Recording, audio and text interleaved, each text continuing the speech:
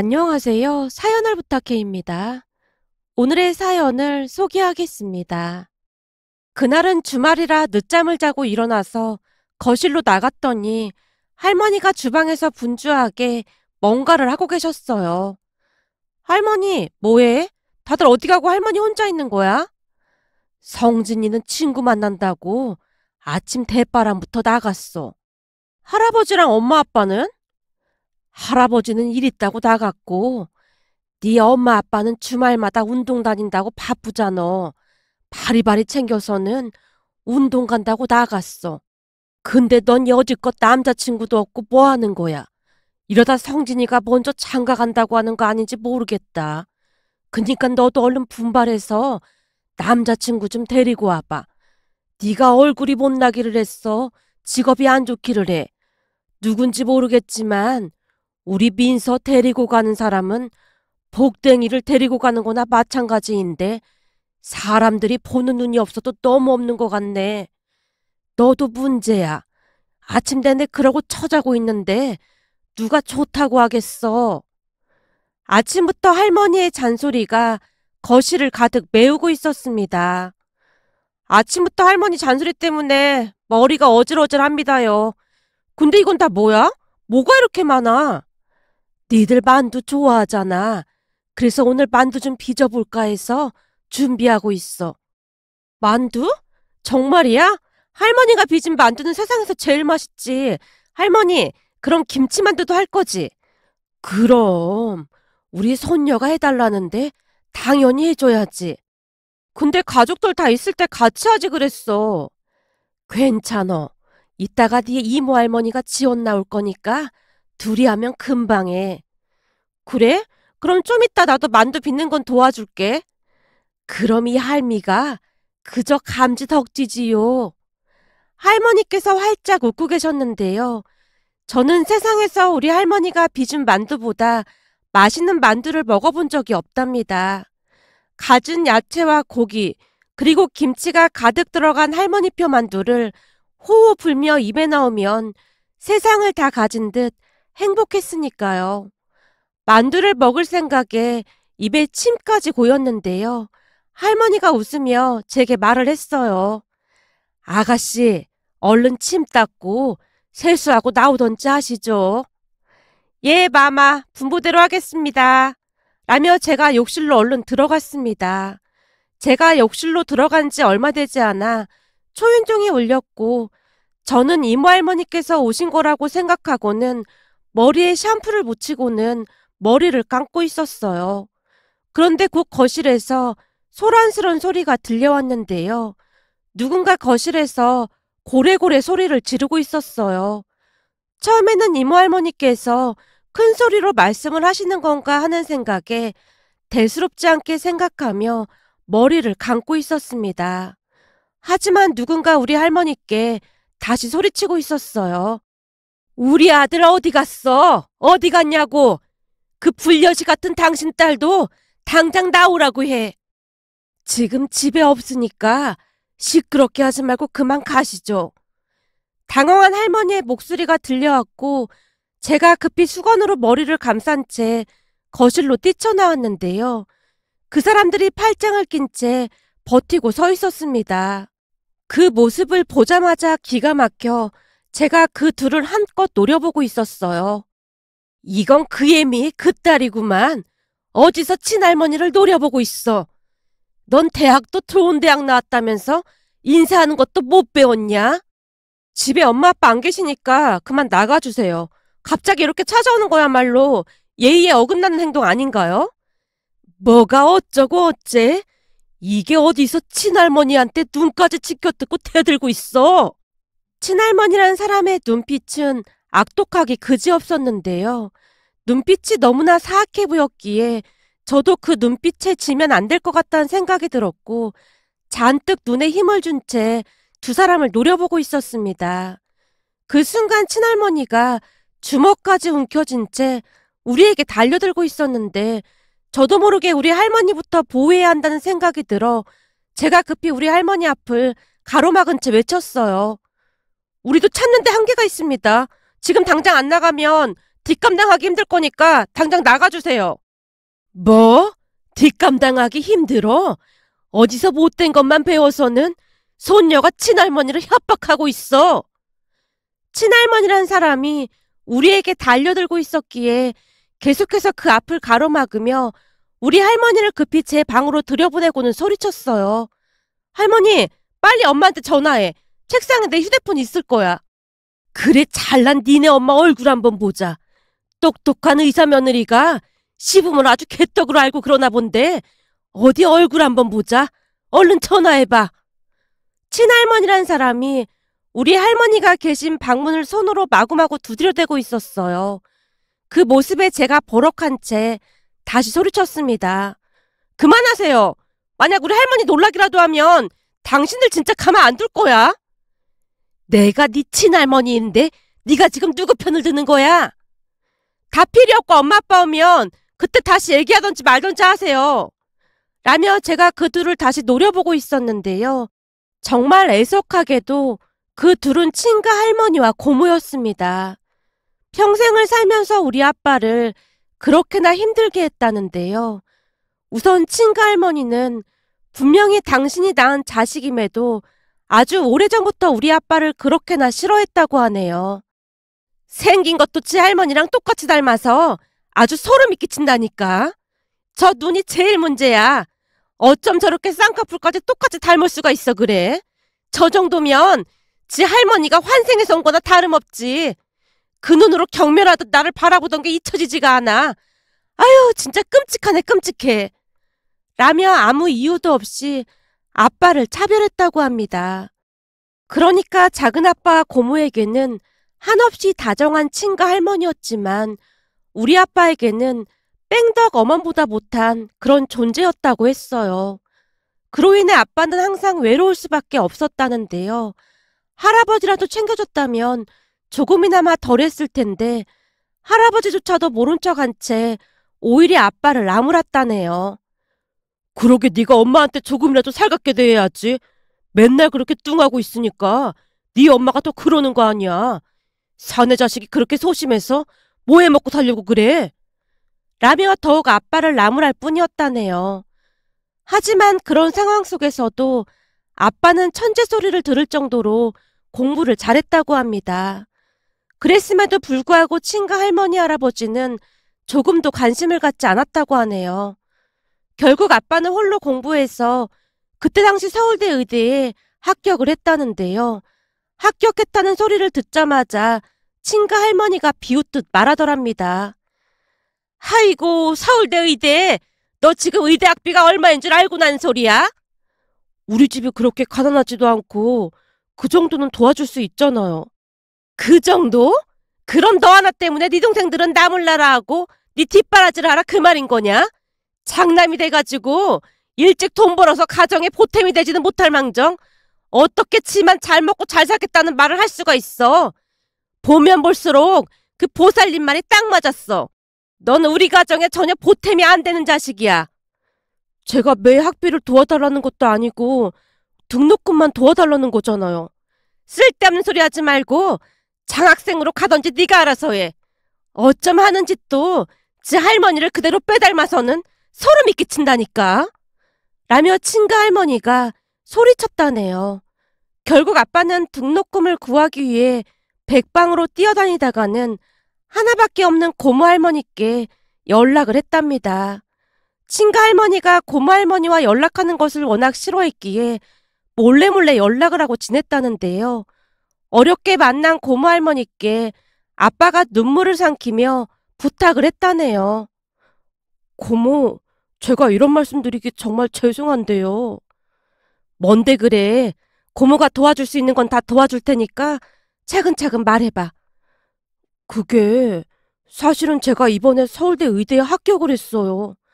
뭐? 서울대 의대? 그게 정말이니? 그럼 경사가 난 건데 왜 죽상을 하고 있어? 고모 할머니께서 의아한 표정으로 묻더랍니다. 고모도 알다시피 어머니가 저를 엄청 싫어하잖아요. 나는 신혜이라 싫어한다 쳐도 대체 너한테는 왜 그러는 건지 알 수가 없구나. 네가 친가 할머니를 많이 닮긴 닮았지만 그렇다고 해서 그렇게까지 하는 게 말이나 되는 소리니? 하루 이틀도 아니고 그냥 포기하고 살고 있어요. 근데 문제는 어머니 아버지가 제 등록금을 못 내준다고 그러고 계세요. 뭐? 그게 뭔 귀신 씹나라 까먹는 소리야. 등록금을 못 내준다니. 아들이 의대, 그것도 서울대 의대에 합격했는데 등록금을 못 내준다고 했다고? 네 엄마야 그렇다 치고 네 아버지는 뭐래? 아버지도 어머니랑 생각이 같다고 하면서 그냥 전액 장학금 주는 곳으로 가라고 한 푼도 못 도와준다고 그러고 있어요. 뭐? 진짜 둘 다 미쳐도 단단히 미쳤구나. 너 당장 앞장서. 내가 가서 말해볼 테니까. 그게 고모가 가면 더 난리가 날 것 같은데요. 아빠가 잔뜩 겁을 먹은 채 고모 할머니를 말렸다고 합니다. 그 모습에 고모 할머니께서 진지하게 다시 물었고요. 근데 진짜로 네가 할머니랑 닮아서 널 싫어하는 거라니? 단지 그 이유만으로? 저도 언젠가 그냥 지나가는 소리로 들었는데 어떤 점쟁이가 말하길 돌아가신 할머니가 저로 환생을 한 거라나 뭐라나 그러면서 어머니를 벌하러 왔다고 그랬대요. 그래서 제가 우리 집안을 풍비박산 낼 거니까 조심하라고 신신당부를 했대요. 뭐? 점쟁이가? 하긴 니네 엄마가 할머니께 진짜 악랄하게 굴긴 했지. 그니까 지레 겁먹고 그러는 것 같구나. 어머니 말로는 할머니가 많이 힘들게 했다고 그러시던데요. 아이고 웃기는 소리 하고 있네. 네 아버지랑 할머니랑 이간질 시킨 건 아무것도 아니었고 나랑도 이간질 시키려다 걸려서 연 끊고 살게 된 거야. 그러니 점쟁이 말만 듣고 잔뜩 겁을 먹었구만. 한마디로 도둑이 재발절인 격인 거지. 한심한 인간 같으니라고. 그니까 사람이 죄짓고는 못 사는 거다. 고모 할머니께서 기가 막히다는 듯이 혀까지 차고 있다가는 다시 물었답니다. 그럼 넌 지금 나한테 대학 등록금을 도와달라고 온 거겠구나? 네, 정말 죄송한데 빌려만 주시면 제가 반드시 갚겠습니다. 참 신기하단 말이야. 우리 엄마가 이리 될 줄 미리 알고 있었던 건가? 그게 무슨 말씀이세요? 네 할머니가 돌아가실 때 나한테 금부치를 잔뜩 남기고 돌아가셨거든. 그걸 혹여나 네 엄마가 몽땅 가져갈까 싶어 땅에 꽁꽁 묻어놨지 뭐니. 돌아가시기 며칠 전 내 귓가에 속삭이시고 돌아가셨거든. 할머니께서요? 암튼 그때 그 금부치를 내가 그대로 가지고 있었어. 엄마 유품이라 도무지 팔 수가 없었거든. 근데 오늘 널 보니까 우리 엄마가 앞을 내다보고 나한테 그걸 맡긴 게 아닌가 싶다. 순간 고모 할머니의 눈가가 촉촉히 젖어 있었다고 하네요. 그 모습에 아빠가 힘겹게 말을 꺼냈고요. 그치만 그건 할머니 유품인데 제가 그걸 어떻게 써요? 아니지. 이런 순간이 오면 쓰라고 나한테 맡긴 게 분명한 것 같구나. 그거 팔면 돈이 꽤 될 거야. 네 할머니가 얼마나 현명한 사람이었냐면 말이야. 네 엄마 아버지가 악독한 거 알고는 돈이 생길 때마다 아무도 모르게 금부치를 조금씩 사놨었거든. 할머니도 우리 어머니 때문에 많이 힘이 드셨나 보네요. 그렇지. 네 앞에서 네 엄마 뒷담화하는 건 좀 그렇긴 하지만 진짜 난 그렇게 악독한 사람은 보다 처음 봤다. 오죽했으면 네 할머니가 몰래 금부치를 땅에 묻어놨겠니. 우선은 그걸로 대학 등록금 하자. 다른 데도 아니고 서울대 의대인데 당연히 입학해야지. 그리고 대학 들어가면 집에서는 당장 나와서 우리 집에서 지내던지. 우리 집에서 학교까지 조금 멀긴 해도 너한테 그게 낫지 않겠니? 이 사실을 네 엄마 아버지한테는 비밀로 하는 걸로 하자. 고모 할머니의 말에 아빠가 눈물을 흘리며 고개만 끄덕이고 있었다네요. 그때 당시 아빠에게는 선택의 여지가 없었던 것이 분명히 가족이 있었음에도 한 번도 가족이란 느낌을 받을 수가 없었기에 하루라도 빨리 그 지옥 같은 곳에서 벗어나고만 싶었다고 했으니까요. 결국 아빠는 고모 할머니께서 마련해 주신 돈으로 무사히 대학 등록금을 냈고 마치 야반 도주를 하듯 집에서 나와서 고모 할머니 집으로 들어갔다고 합니다. 하지만 아빠가 집을 나왔음에도 친가 가족들은 아무도 아빠를 찾는 사람이 없었다고 하네요. 그 뒤 아빠는 일과 공부를 병행하면서 힘든 시간을 보냈다는데요. 다행히 대학에서도 공부를 잘했던 것인지 장학금도 받고 어찌어찌 버티고 있었다고 합니다. 그러던 중 같은 과 후배로 들어온 엄마가 아빠에게 한눈에 반해서 먼저 따라다녔다고 하네요. 처음에는 돈에 워낙 쪼들리다 보니 누군가를 만날 엄두조차 내지 못했지만 자주 같이 공부를 하면서 서로의 마음을 알아갔다고 합니다. 그렇게 두 분은 학교에서 알아주는 커플이 되었다는데요.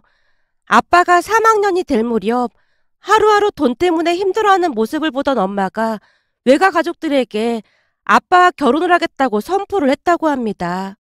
엄마의 선포에 외가 가족들이 많이 놀라긴 했지만 아빠의 사연을 듣던 외할머니 외할아버지께서 아빠를 만나보자고 했고 아빠를 보자마자 그 총명함에 결혼을 허락했다고 했습니다.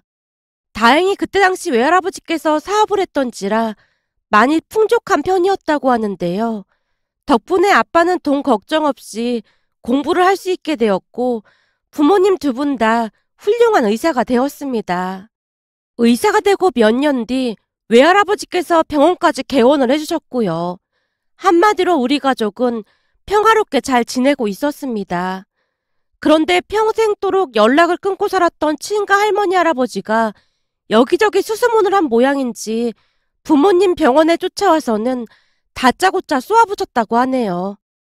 어쩜 장남이라는 게 부모한테 알리지도 않고 결혼할 수가 있어? 장남은 누가 장남인데요? 언제 한 번이라도 아들이라고 생각한 적이 있긴 했나요? 뭐? 너 지금 의사 나부랭이 됐다고 막 나가자는 거냐? 그래도 내가 널 낳아줬는데 어떻게 나한테 이런 대우를 할 수가 있어? 어쩜 하는 짓이 지 할머니랑 똑같은지 소름이 끼친다니까. 친가 할머니 입에서 그 말이 또다시 튀어나왔다고 합니다. 맨날 그렇게 할머니 이야기하는데 대체 할머니가 어머니한테 뭘 그렇게 잘못했다는 겁니까? 온갖 악행은 어머니가 다 해놓고 왜 할머니를 나쁜 사람 만드냐 그 말입니다. 뭐가 어쩌고 어째? 네가 머리 컸다고 이제는 부모 알기를 아주 우습게 하는구나. 어디서 건방지게 부모한테 그따위로 말할 수가 있어. 니들 할머니가 얼마나 무서운 사람인지 알기나 해? 매일 밤 꿈에 나와서 나를 못살게 굴어서 지금 신경쇠약에 걸릴 지경이야. 친가 할머니의 말에 얼굴을 유심히 확인해봤더니 그동안 무슨 일이 있긴 했던 모양으로 정말로 얼굴이 퀭하니 말이 아니더랍니다. 하지만 아빠가 상관할 일이 아니었기에 냉정하게 돌려보냈다고 했어요. 친가 할머니를 돌려보낸 뒤 아빠가 고모 할머니께 연락을 해서는 무슨 일이 있는지 확인해달라고 부탁을 했다는데요. 고모 할머니께서 우리 집에 찾아와서는 충격적인 말을 꺼냈어요. 내가 여기저기 알아봤더니 지금 집안이 풍비박산나게 생겼다고 하더구나. 풍비박산이요? 말도 마라. 그 점쟁이에 미쳐서 지금 집안이 쫄딱 망하기 직전이래. 내가 기가 막혀서 말이 안 나오더구나. 라며 고모 할머니께서 그간 있었던 일에 대해 구구절절 말을 해줬는데요. 고모 할머니 말에 따르면 친가 할머니가 무당에 미쳐서는 전 재산을 탕진했다네요. 그 이유도 아주 기가 막힐 뿐이었는데요. 돌아가신 증조 할머니께서 매일같이 할머니 꿈에 나타나서는 누워있는 친가 할머니 위에서 조용히 노려만 보고 있었다네요. 그것 때문에 불면증에 시달리게 된 친가 할머니가 문지방이 닳도록 무당을 찾아다녔다는데요. 무당 말로는 원한 때문에 증조 할머니께서 친가 할머니를 괴롭히는 거라고 했답니다. 그러면서 부적을 써야 한다느니 굿을 해야 한다느니 하면서 친가 할머니를 잔뜩 겁먹게 한 뒤 어마어마한 돈을 뜯어갔다고 합니다. 도둑이 재발절인 격이라고 증조 할머니께 잘못한 게 많긴 많았던 모양으로 친가 할머니가 벌벌 떨며 잠도 제대로 못 자고 있다고 했으니까요. 그렇게 무당에게 있는 돈 없는 돈을 다 갖다 바치면서 가세가 기울기 시작했고 작은아빠와 고모 돈까지 끌어다 쓴 모양으로 친가 가족들 전부가 쫄딱 망하게 됐다고 했습니다. 한참 동안을 말씀하시던 고모 할머니께서 잠시 긴 한숨을 내쉬다가는 조용히 입을 열었어요. 아무래도 우리 엄마한테 그렇게 악랄하게 했으니 지레 겁을 먹은 게 아닌가 싶어. 생각해봐. 조카한테 그렇게 모질게 했던 이유가 우리 엄마를 닮아서라고 했잖아. 이래서 사람은 죄 짓고 못 사는 거라니까. 하긴 우리 엄마가 돌아가시기 전에 올케 언니를 한동안 죽일 듯이 노려보긴 했었어. 근데 꿈에 우리 엄마가 자꾸 나온다고 하니까 그건 좀 신기하긴 하네. 나는 한 번만이라도 꿈에 나와달라고 해도 절대 얼굴도 안 보여주더만. 어머니가 할머니께 진짜 많이 잘못을 했긴 했나 보네요. 그렇지 않고서야 매일같이 꿈에 나타날 리가 없잖아요. 그렇게 착하게 살았으면 점 좋았겠어. 우리 엄마가 악독한 사람도 아니었는데 그 점잖은 양반이 오죽했으면 매일같이 꿈에 나타나겠어. 고모 할머니께서 고개를 절레절레 흔들며 긴 한숨을 내쉬고 있었습니다. 그런데 그 뒤부터 친가 가족들이 마치 아빠에게 돈이라도 맡겨놓았다는 듯이 돈을 달라고 떼를 쓰기 시작했습니다. 수시로 찾아와서는 빚을 갚아달라 울고불고 난리도 아니었거든요. 하지만 친가 가족들에게 질릴 대로 질린 아빠는 친가 가족들을 도와주고 싶은 마음이 조금도 없다고 했어요. 아니죠. 그냥 남보다 못하게 대했다는 게 맞을 것 같네요. 그렇게 아빠가 친가 가족들에게 매몰차게 하자 결국에는 그날 아침 집까지 쫓아와서 난동을 피워댔던 겁니다. 부모님이 결혼을 하고 난 뒤부터 외할머니 외할아버지와 함께 살았는데요. 그날 뜬금없이 나타나서는 친가 할머니가 외할머니 앞에서 난동을 피워댔으니 평소 여리디 여린 외할머니께서 큰 충격을 받은 건 말할 것도 없었고요. 결국 아빠가 큰 결단을 내릴 수밖에 없었는데요. 경찰에 바로 신고를 해버렸거든요. 그 바람에 친가 할머니와 고모가 끌려나갔고요. 친가 가족들을 경찰에 신고하면서 아빠의 심정이 어땠을지 감히 짐작조차 되지가 않았습니다. 그 뒤 친가 가족들은 몇 번 더 연락을 해왔지만 가족 모두 전화번호를 차단해버렸어요. 지금은 친가 가족들이 더 이상 나타나지는 않고 있는데요. 얼마 전에도 고모 할머니께서 집에 오셔서는 친가 가족들이 힘들게 살고 있다는 근황을 말하면서 혀까지 내두르다 가셨답니다. 들리는 소문으로는 할머니 꿈에 여전히 증조 할머니께서 나타나고 있고 그럴 때마다 아직도 무당에 의지를 하고 있다고 했어요. 그 모습을 보며 악한 마음으로 인해 벌을 받고 있는 게 아닌가 하는 생각마저 들었답니다. 오늘의 사연은 여기까지였습니다. 즐겁게 보셨다면 구독, 좋아요 부탁드립니다. 고맙습니다.